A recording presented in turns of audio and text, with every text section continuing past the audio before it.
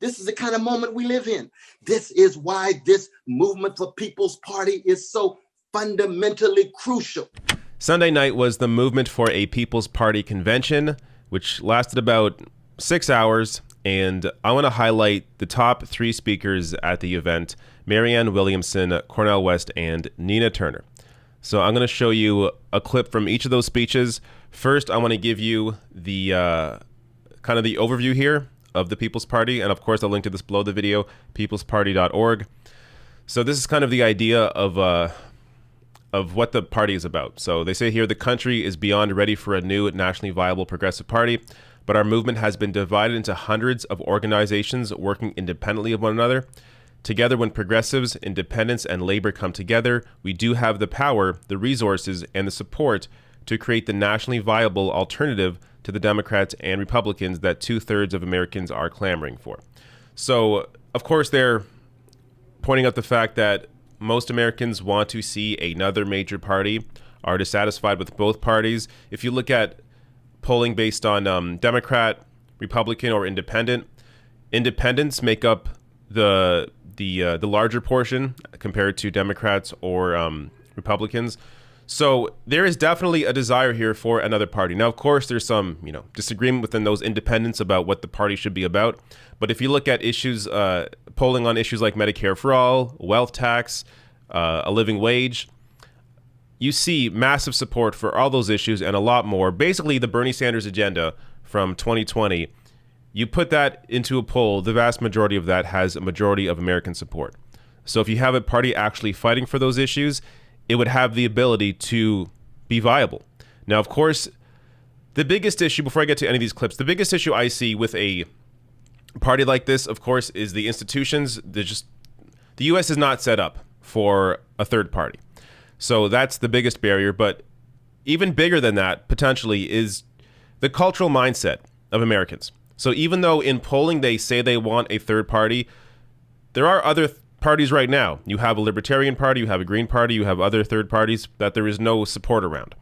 So even though Americans say they want another party, the reality is other parties exist, and it's really hard to snap people out of this two-party system just based on the cultural and the mentality of how politics is viewed in by Americans and by the media. So breaking out of that, of course, is also a barrier. But with more and more media, or more and more people getting their information from online sources, if we properly cover a party like this, it has the ability to grow. And I think when it comes to this election, as you're going to see several of these speeches, or two of these speeches point out, or actually I think all three point this out, there is the focus right now in terms of getting out the neo-fascist, and then we can really have a discussion about growing this party.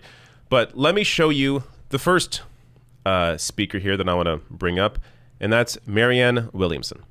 Now, if you look at the great social justice movements in our history, such as abolition, such as women's suffrage, third parties were extremely important. Abolition did not emerge from a major party, it emerged from the abolitionist party. Women's suffrage did not emerge from a major political party, it emerged from the Women's Party. Social Security did not emerge from a major party, it emerged from the Socialist Party. But I say that in complete support of Ryan and Nick in saying that they don't want to think of this as a third party. They want it to be a major party. And I agree with everyone here in saying that if the Democrats don't feel that there's a real alternative to their corporatist agenda, then at this point, with everything we've been through, with what happened to Bernie in 2016, what happened to Bernie this year, and to be honest, what happened to me? I've been there. I know it from the inside. The Republican Party has been so taken over by a corporatist agenda, they don't even pretend that they're not. But the Democratic Party is very interesting, isn't it? It sees all the suffering that is created by a corporatist agenda, and it does, in ways that it can, try to ameliorate the suffering on the periphery. But neither the Democratic Party, any more than the Republican Party, will actually challenge the underlying forces that make all that suffering inevitable. And so when it came to abolition, people knew it was simply time for the people to take it from here. When it came to women's suffrage, it was women who knew, no, we're going to have to step in. When it came to civil rights, Martin Luther King, civil rights movement, it was time for the people to step in. And one more time, it is time for the people to step in. And that's why this party is important. Now, I'm going to vote for Joe Biden. I'm definitely going to vote for Joe Biden. And as has been said here before, everybody has to vote their own conscience. And other people have expressed their opinion about this race. Some people have said to me, oh, Marianne, you think he's going to fix anything? No, actually, I don't think he's going to fix anything. But I think he's going to give us a pause in the action. Because Donald Trump's policies, the state of this country right now, what Donald Trump has done to this country is Donald Trump holding back. You give him a second term, there will be nothing to hold him back. And I agree with Michelle Obama when she said, oh, you think it can't get any worse? Trust me, it can. Now, Marianne's speech, of course, goes on. I could only show you a short clip there. I think it was about 15 minutes long. I'll link to the full stream below the video, so you can always go back and search for the speech and watch the whole thing. But I want to revisit a few of the points here that Marianne made that I think are worth thinking about. So she discusses here that, of course, neither party, neither the Democrats or the Republicans are willing to challenge the underlying forces that have led to the situation that everybody is in. And that is why you need a third party to present those options and present that challenge. Not even just the challenge to the system, but also the challenge to the Democratic Party. As we've seen, I mean, she mentions this several times throughout her speech. You see throughout history that big changes happen because of movements, and many of those because of other parties. So she brought up, I believe, the National Women's Party when it came to women's suffrage and the right to vote, obviously having a major part in getting that through. Socialists pressuring FDR, and of course, you know, the result of that being the New Deal. Civil rights movement pressuring LBJ. So when you look at these big moments throughout history where there have actually been some changes, it's always been from these people-powered movements, whether they're movements that are apart, separate from an actual party, or a part of a party. So either way, like, this is why I have an all-the-above approach when it comes to growing power and applying pressure. All-the-above approach meaning, yes, support a movement for a people's party.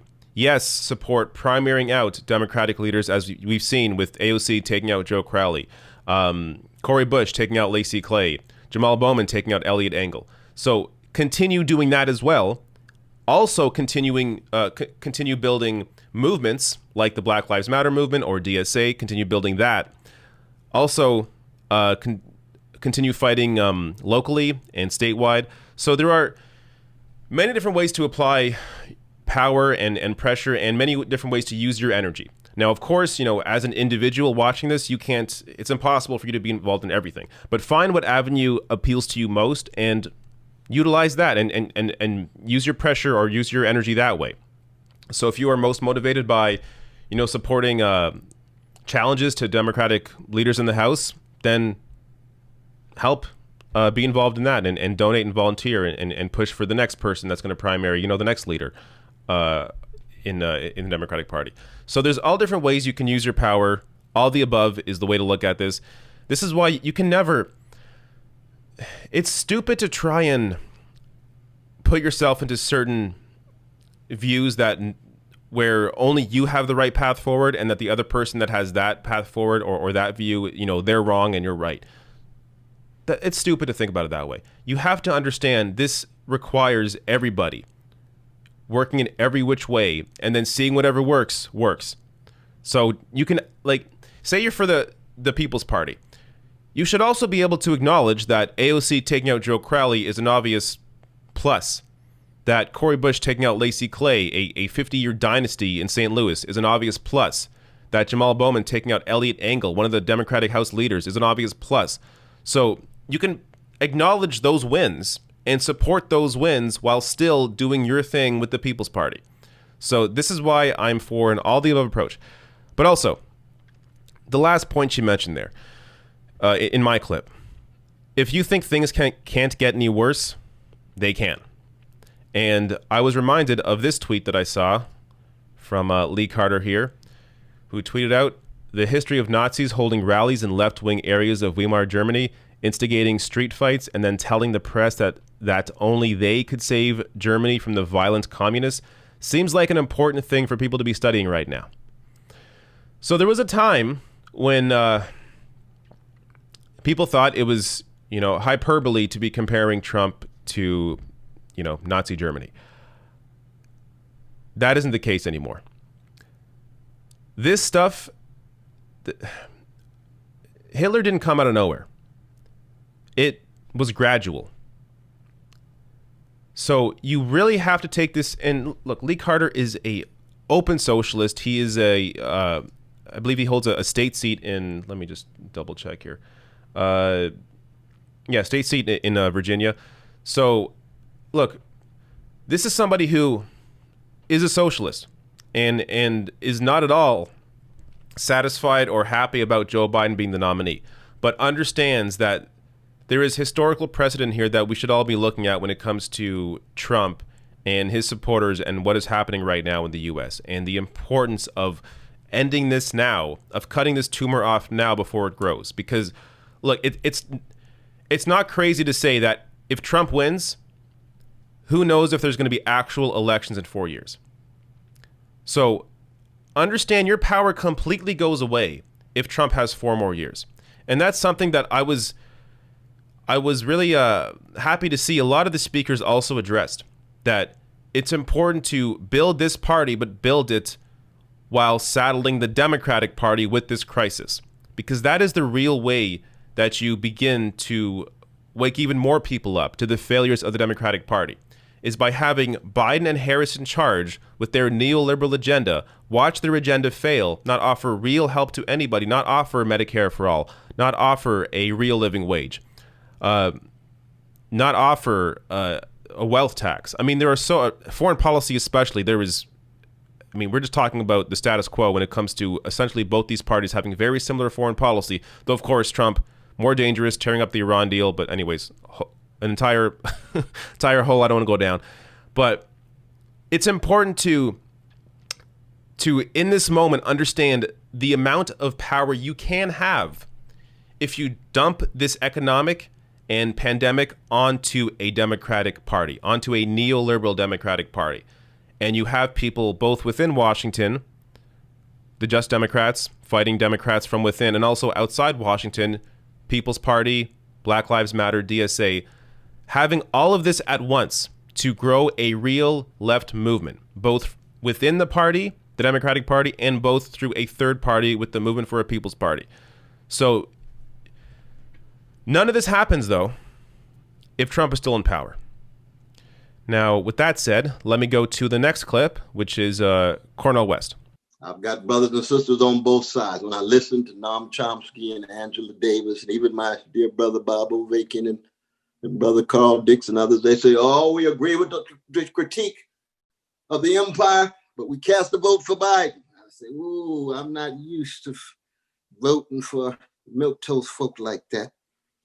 But the anti-fascist vote, okay, I do understand. But I hear my dear brothers and sisters on the other side, Chris Hedges, Glenn Ford, Paul Street, Margaret Kimberly, Juma Baraka. I love those folk too. I learned so much from them. They all comrades. They say you can't vote for a neoliberal. You can't vote for the same Biden. You bring such critique to bear. You got to go for Green. You go for Brother Howard. You go for Sister Angela. That debate is a real one. And it ought to go on. And at the moment, I'm leaning with Angela. I'm leaning with Marianne. I'm leaning with Noam Chomsky. But it's not that it makes me that much better. I just believe as part of an anti-fascist coalition, Trump's fascism is one that calls into question the very possibility for any rights and liberties so that all of us could be gone. That's kind of basis that he has. What is it? 1 out of 4 of the folk who support him want to shut down the media. That's the kind of fascist sensibilities. This is Sinclair Lewis. It can't happen here, taking place slowly in real time before our eyes. This is the kind of moment we live in. This is why this movement for People's Party is so fundamentally crucial. And we will resist the same self-righteousness that we get among the neoliberals.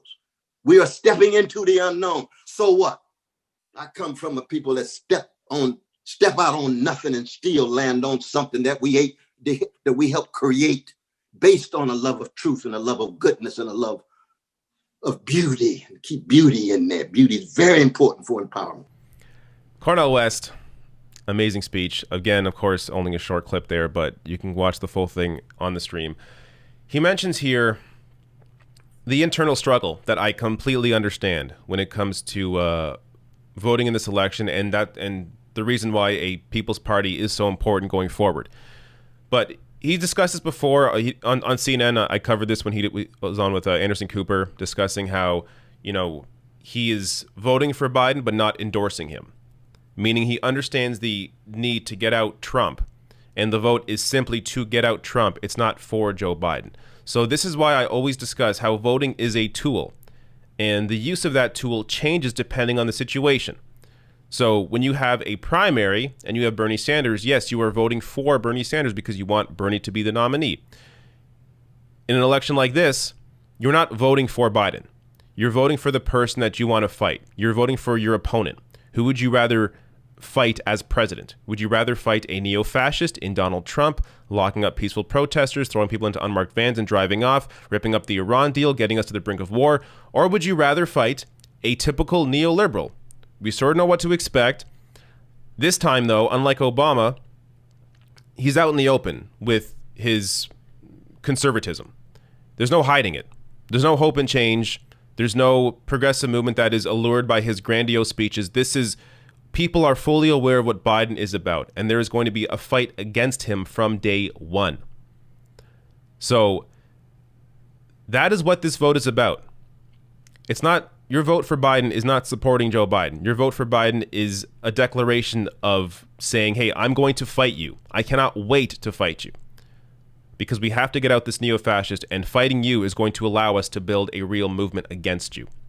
Again, as I already discussed, not to go over it a million times, but saddling this crisis, saddling the Democratic Party and this Biden administration with this crisis is a fantastic way to build a left movement.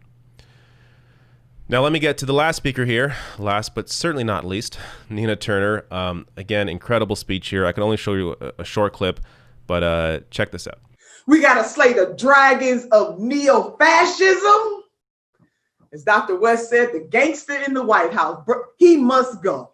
There is no doubt about it. He must go. And I agree with Dr. West that people are coming at this at all angles. I get it. See, I'm not a vote shamer. I'll leave that for the professionals. Hello, somebody.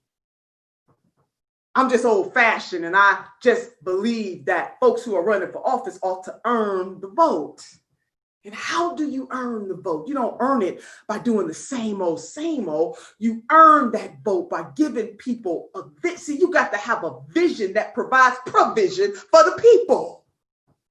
It is our money. It is our government. And so you got folks sitting up there talking about what we cannot have with our money, what we cannot have with our government, it's a lack of vision. So it is time out for playing games. There is no more time for playing games. Babe, we're not going for a lousy peace.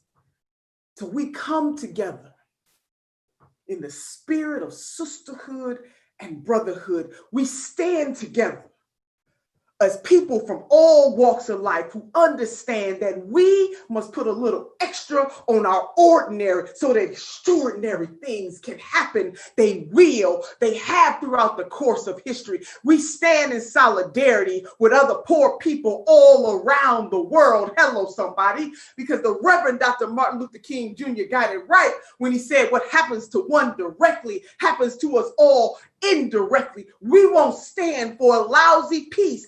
Even as we fight the neo-fascists, we will not stand for a lousy peace because we know that neoliberalism is what got us here. Nina Turner, what can I say? Incredible speech again. Now, this is something that, look, if you're skeptical of the ability for a left movement to build under Joe Biden, I understand if you haven't been given the right argument, if you haven't really been offered a vision of what is possible. But all you got to do is think back 4 years ago, where there was this assumption that, oh, if Trump wins and Hillary loses, that means that people are going to all come together to support progressive policies, or the Democratic Party is going to change its tune and going to realize they have to be more left-wing because you taught the party a lesson. They're going to be more left-wing. They're going to support Bernie Sanders, and Bernie's going to win in a landslide in 2020, and everything's great. Didn't happen. because the Democratic Party is not a person that learns a lesson. The Democratic Party is a party of motivations. So whoever is running that party right now, corporations, the consultant class, current Democratic leadership, their vision is not changing. They will go down with the ship, which is why you have to look at this as an all-the-above approach. Primary those leaders, change what the party represents, but also build a party outside the Democratic Party. In the event that this party doesn't work out or doesn't change, or even if it does change, have another party out there applying that pressure onto the Democratic Party to be a representative of the people. So there are many, solid reasons for a third major party like a People's Party. And I hope people understand the importance of building that while also continuing to fight the party from within. Now, as I said, what actually happened? 4 years ago, people said the party's going to change once Hillary loses. Didn't happen. What actually happened is that people's standards were lowered so damn low. The bar got lowered so incredibly low to the point that Joe Biden became an acceptable nominee. Joe Biden. What's the bar going to be in 4 years if Trump loses or if Trump wins? What's the bar going to be then? And again, assuming there are elections, normal elections in 4 years if he wins. This is not, I don't know how many times I got to say it. You cannot think of this election as you giving up and supporting Joe, which a lot of people, by the way, a lot of the same people who were wrong about what would happen 4 years ago are telling you now, oh, you can't vote for Biden. Well, what do they expect is going to happen? That all of a sudden, no, this time, yeah, Hillary lost last time, no lessons were learned, but this time, lessons will be learned when Biden loses. Based on what? This is the perfect opportunity. I don't know how often I can say this. This is the perfect opportunity to drop a crisis on a Democratic administration. Show people how much of a failure Joe Biden's policies are, how much of a failure neoliberalism is, how much of a failure the current Democratic leadership and makeup of the Democratic Party is, by saddling them with this massive crisis and them not delivering Medicare for all, not delivering a wealth tax, not delivering a UBI, not delivering any different vision in terms of foreign policy, not delivering on anything substantial. Yes, it will be harm reduction.